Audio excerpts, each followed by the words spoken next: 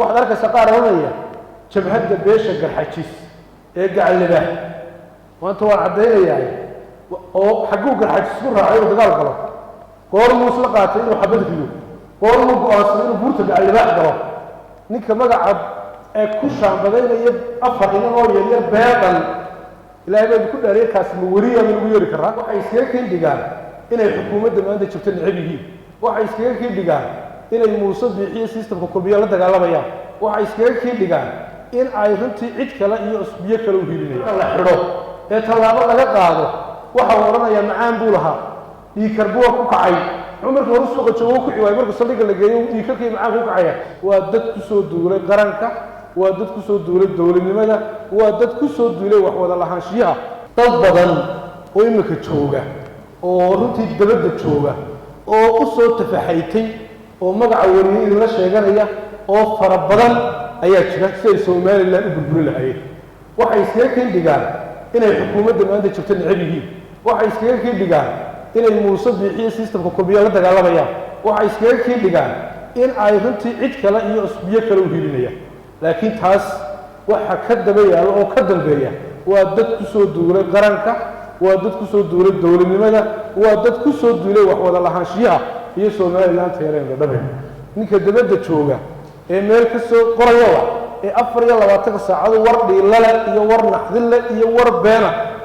ee aabihii aanu qabsoobayn ee reerkooda u qabsoomay ee dawladnimada iyo sharciga u qabsoomay waxaynu u baahanahay saxaafadda inaynu farta ku fiqro waxaynu u baahanahay kaayna iska qabanno waxaynu u baahanahay kaayna ka hiilino oo aynu ugu hiilino qarankeena Soomaaliland taasaan anigu runtii idin kula dardaarmaya taasaan runtii idin ku waarinaya qodobka labaad ee arrimaha asaasiga ah ee ka jira xaaladda laascaanood warkeeda waa haysaa hore waynu uga wada hadalnay laakiin wali waxaad moodaa wariyaal fara badan qaabkii wax u tabinayaan inaanay qaabkii saxaafadda ahayn qaabkii sharcigu dhigayay inaanay ahayn iminkana waxaa ku soo biirtay gacalibaax qaabka gacalibaax wax looga qorayo ay wariyaashu wararka u aqdirayaan ee ay dadka u waraysanayaan iyadana waxay moodaa qaab ka baxsan xeerkii saxaafadda ama intigiskii saxaafadeed ee uu dhigayay xeerarka aynu dhiganay ee xeerka saxaafadda marka qofka talaabada wax arkaysa qaar hooyaya jabhada beesha garxajis ee gacalada waanta waa cadeeyay oo xaquuq garxajis ku raacay dagaal galo qoormuu isla qaatay inuu xabad fiyo qoormuu go'aansaday inuu buurta gacalada galo ninka magaca ee ku shaambadaynaya afar inoo yaryar beedan ilaahay ku dhalay kaasma wariya lagu yeeri karaa saxafi lagu yeeri karaa maxeer xaqiiqo jirta marka la xiro ee talaabo laga qaado waxa oranaya macaan buu lahaa diikarbuwa ku kacay عمرك ورسوق جوك وي marka saldhiga la geeyo diikakii macaan ku kacaya xaaladiisu way ka sii daraysaa waanu booqan war waxyaabaha aynu ka karno aynu iska dayno marka hore qof banaanka joogo ee miyir qabo aynu isku sheegno taasaan saxaafadda Soomaaliland guud ahaan runtii iyadana aan u diraya in terminology-ga iyo erey bixinta aad isticmaalaysaan ay noqoto mid aad ka fiirsataan mid aad runtii aanay kaaga iibinay mid aanay dib aanad ku keenin oo bidika maana ila sharciga hadii lagu yeero lagu iraahdo adee sheeg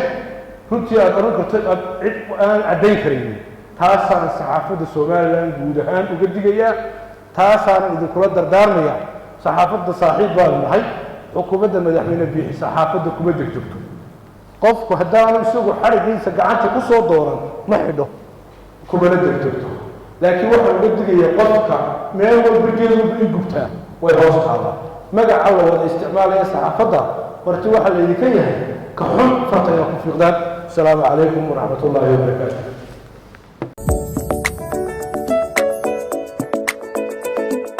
kusoo dhawow sariflaha Maxamed Money Exchange oo ka sarifo dollar iyo cash hadba ka isticmaalayso hamoogan waqti kasta iyo goob kasta oo aad ku sugan tahay soo dhawow